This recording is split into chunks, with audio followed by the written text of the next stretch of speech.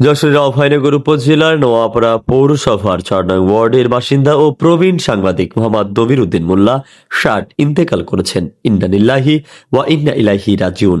তিনি দীর্ঘদিন ধরে ক্যান্সারে ভুগছিলেন। মঙ্গলবার ২৫ নভেম্বর সকালে চিকিৎসাধীন অবস্থায় তিনি শেষ নিঃশ্বাস ত্যাগ করেন।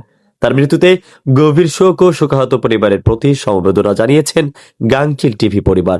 বাদ আসর মরহুমের নিজ বাসভবন সংলগ্ন ঈদগাহ ময়দানে নামাজে জানাজা অনুষ্ঠিত হয়।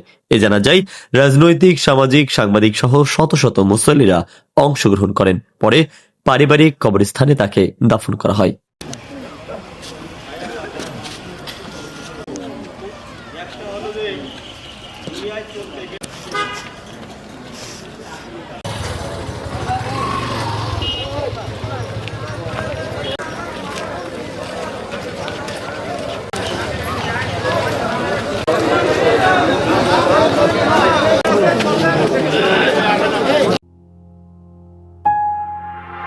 গাংচিল টিভি, সত্য প্রকাশে অনুসন্ধানী চোখ।